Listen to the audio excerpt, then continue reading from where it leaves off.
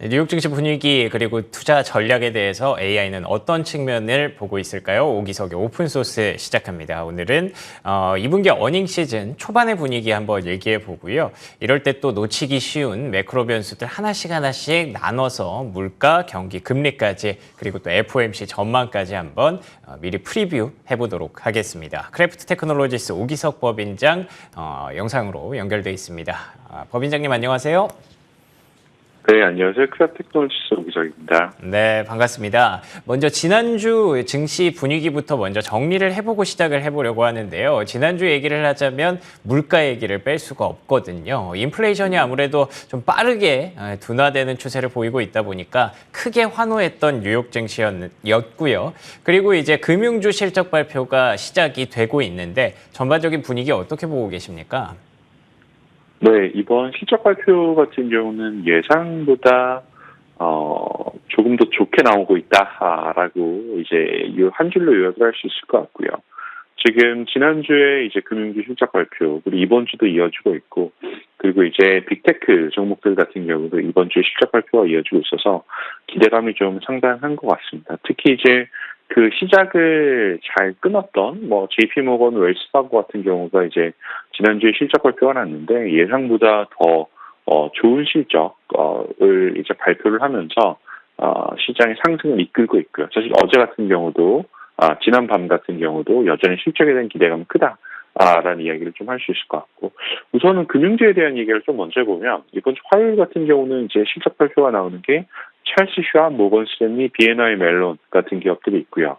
그리고 이제 골드만삭스가 수요일에 실적 발표, 그리고 아넥스가 금요일에 실적 발표를 지금 예상을 하고 있습니다. 이 중에서 금융주에서 하나만 꼽자라고 하면은 저는 이제 키가 될 만한 게 찰스 슈왑이라고 생각을 하거든요.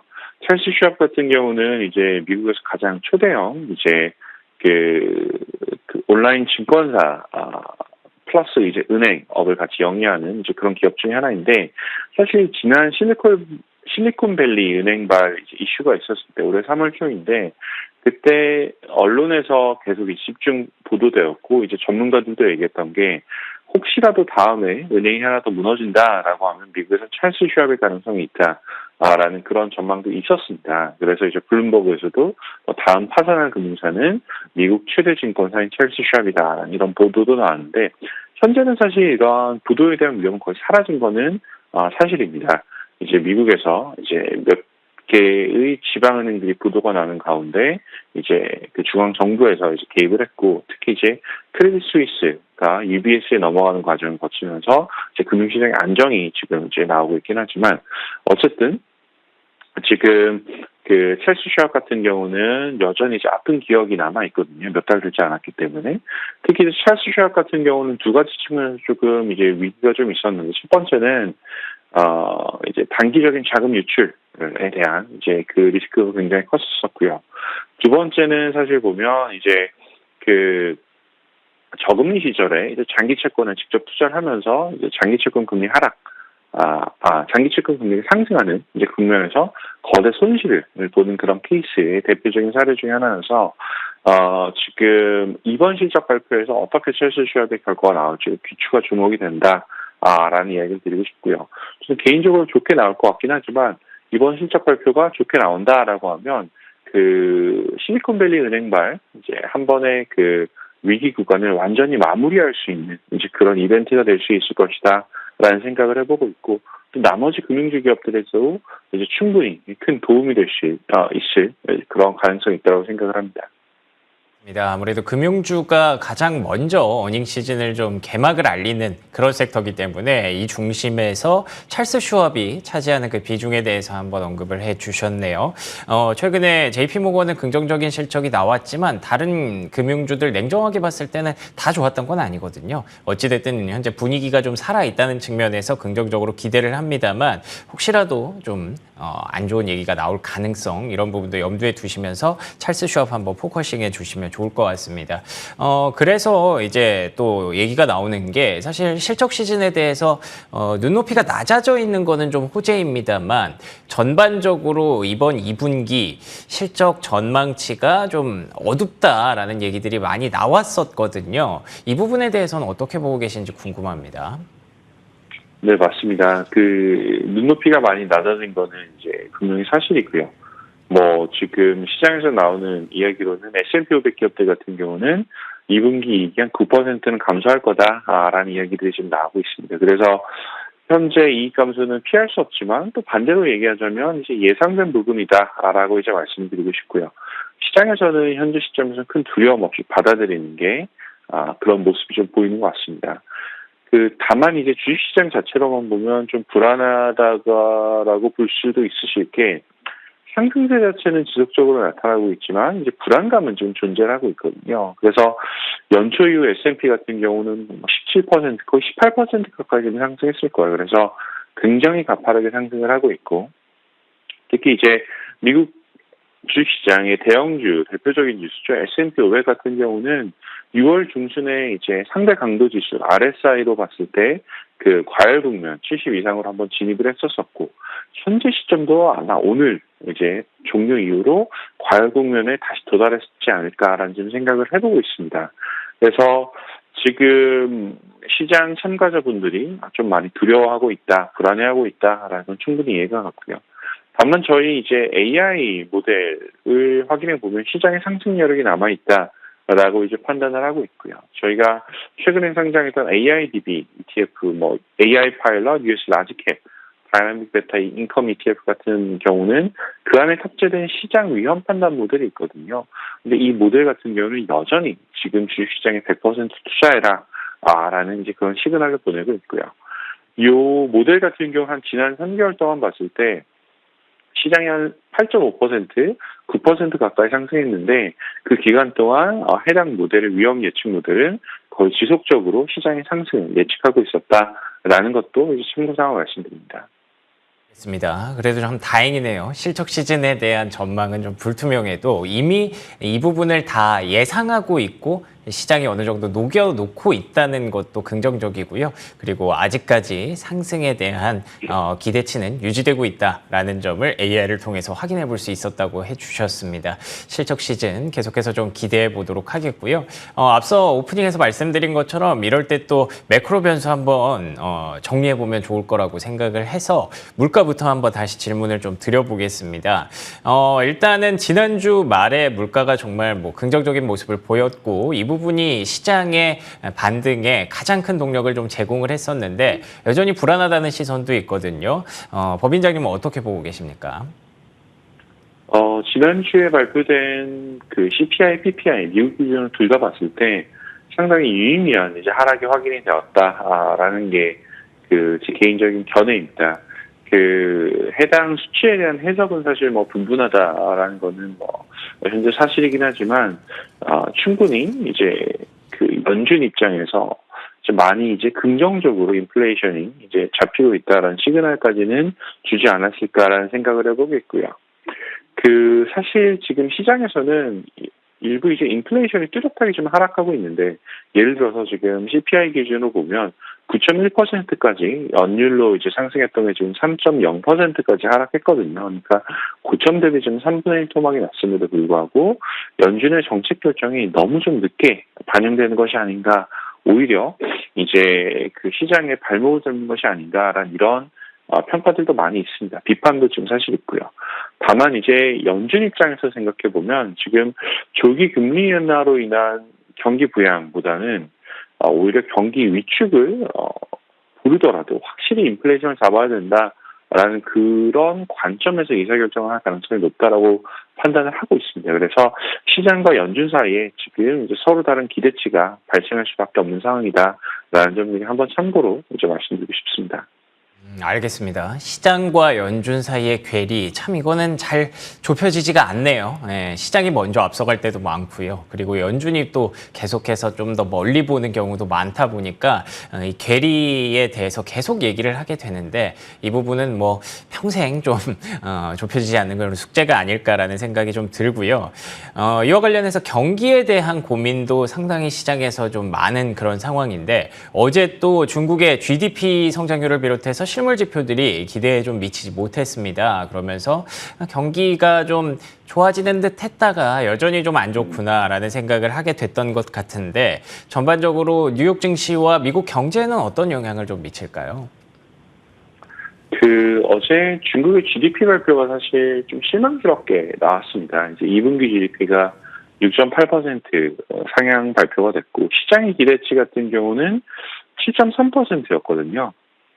미국과 비교하면 예상보다 좀 많이, 상당히 좀 크게 미스가 났다라는 이제 그런 생각을 해볼 수가 있는데, 미국 경제에는 사실 저는 악영향을 미칠 가능성이 있다라는 생각은 좀 듭니다. 다만 미국 증시에는 좀 제한적인 영향을 주지 않을까라고 생각을 하는 게, 역설적으로 지금 중국 경기가 많이 좋지 않기 때문에 오히려 중국발 부양책이 추가로 가동될 가능성이 있다라는 생각을 해볼 수가 있고요. 다만 이제 중국 GDP를 사실 좀 뜯어보면, 지금 이번에 발표된 GDP 그리고 나머지 경제 지표들을 봤을 때 중국의 지도부에 많은 고민을 안기는 이제 그런 숙제를 던져준 게 아닌가라는 생각을 해보고 있는데, 특히 지금 실업률이 사실 좀 문제가 되고 있습니다. 지금 중국의 실업률 같은 경우는 16에서 24세, 그러니까 사회초년생이라고 보면 될 것 같은데, 사회초년생들의 실업률이 6월 기준으로 21.3%까지 상승을 했습니다. 지금 5명 중에 1명은 지금 직장을 찾지 못하고 있다라는 걸로 이제 판단해도 될 것 같은데, 중국 정부의 커다란 이제 고민거리가 되고 있고요. 그리고 전체 인구의 실업률도 5.2%까지 지금 이제 수치가 보이고 있습니다. 그래서 중국 정부가 가장 중요하게 생각하는 사회 안정 그리고 공동부유라는 정책 측면에서 지금 뭔가 조금 어긋나고 있는 게 아닌가라는 그런 생각을 하게 되고요. 다시 한번 요약하자면 중국 GDP 발표 같은 경우는 시장 예상치보다는 나빴다라는 건 사실이고, 다만 역설적으로는 주식 시장에는 괜찮을 수도 있는 게, 2023년 중국 정부가 타겟한 경제 성장률 타겟을 맞추기 위해서 지금 오히려 중국 정부가 적극적으로 부양책에 나설 가능성은 오히려 높아졌다라는 판단도 가능합니다. 알겠습니다. 경기에 대해서, 특히 중국 경기에 대해서 고민을 많이 하게 되는데요. 오히려 이렇게 나왔을 때 중국의 경기 부양책이 조금 더 강력하게 나올 가능성, 이쪽에 법인장님은 조금 더 베팅을 하고 계신 것 같고요. 그러면 또 마지막으로 금리에 대해서 결론적으로 어떤 결정이 FOMC에서 나올까, 이 부분을 좀 미리 한번 예측해 보려고 하는데, 이제 얼마 안 남았거든요. 또 실적 시즌 때문에 다들 종목별 대응에 바쁘시겠지만 FOMC 에 대한 전망도 한번 볼 필요가 있을 것 같습니다. 25bp 인상 아무래도 좀 확정적이겠죠. 일단 7월에는요. 맞습니다. 7월에는 25bp 인상 확률이 96%, 어제는 거기까지 올라갔는데 예외가 될 가능성은 낮지 않나라는 생각을 해보고요. 다만 이제 사실 조금 전에 굉장히 중요한 포인트를 이제 암시를 해주셨던 게, 다들 개별 종목에 관심이 많아서 바쁘시겠지만 이제 FOMC 의사결정이 멀지 않았다라는 말씀 주셨는데, 저희 모델에서도 보면 좀 비슷한 이제 패턴이 나타나는 게, FOMC 의사결정이 혹은 인플레이션과 같은 의사결정에 대해서 저희 모델이 주는 중요도가 지금 좀 낮아지고 있습니다. 그러니까 여전히 연준의 의사결정은 굉장히 중요한 팩터긴 하지만 예전보다는 혹은 3개월, 6개월 전보다는 이번 금리 인상 결정 자체가 시장에 주는 충격이 낮아질 수도 있다라는 이제 하나의 암시가 될 수도 있고요.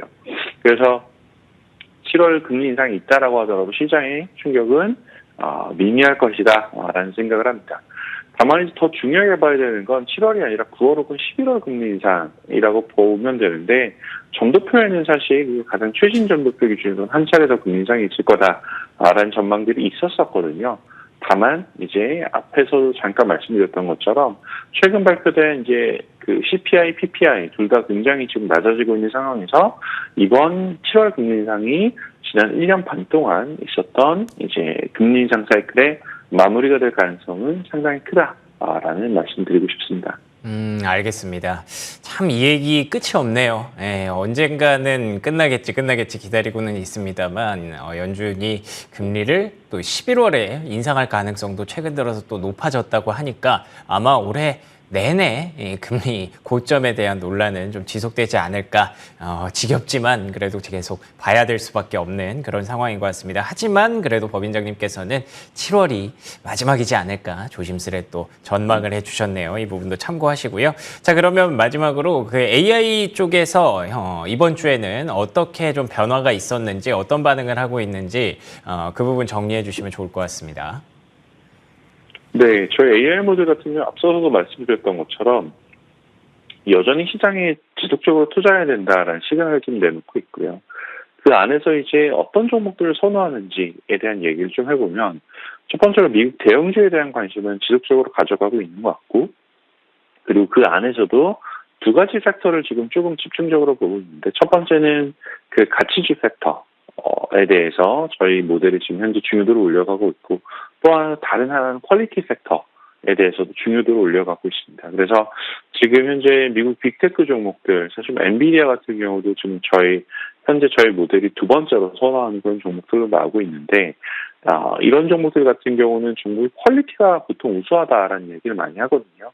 근데 퀄리티라는 게 이제 보면 현금 창출 능력이라고 보시면 됩니다. 가장 간단하게 설명을 했을 때.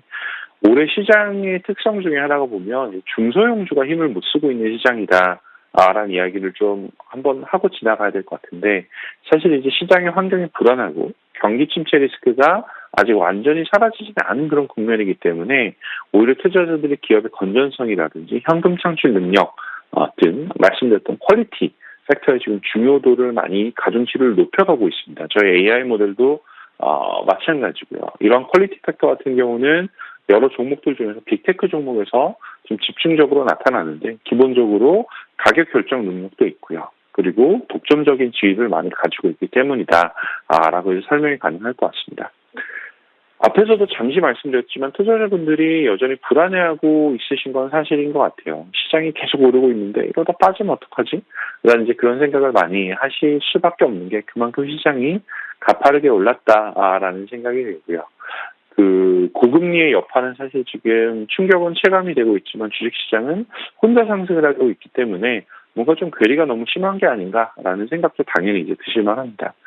다만 오히려 지금 시점에서 주의해야 될 것 중에 하나는, 지난 한 달 혹은 두 달 사이에 주식시장도 상승했지만 반대로 역설적으로 단기 자금으로도 지금 엄청난 자금들이 쏠리고 있거든요. 지금 단기 금리가 올라가면서 지금 단기 MMF성 자금으로도 자금이 엄청나게 몰리고 있는데, 반대로 생각해보면 주식시장이 지속적으로 더 상승한다라고 했을 때 단기적으로 또 MMF 같은 자금에서 시장으로 흘러들어올 수 있는 자금의 여력도 엄청나다라는 식으로도 해석이 가능합니다. 그래서 지금 주식시장에 너무 참가하는 걸 배제하기보다는 제가 말씀드렸던 것처럼 저희 AI 모델도 지금 시장에 100% 투자해라라는 시간을 보내고 있기도 하니, 어느 정도는 지금 시장에 좀 참가하시면서 시장의 상승 같이 좀 누려가면 어떨까라는 생각을 해보고 있습니다. 알겠습니다. 주식시장이 참 독특한 게 랠리가 지속되면 지속될수록 오히려 걱정도 커지는 것 같아요.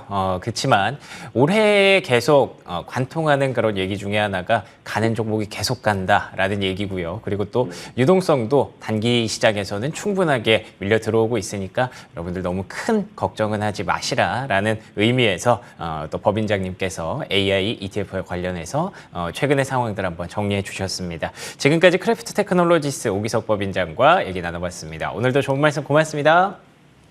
네, 감사합니다.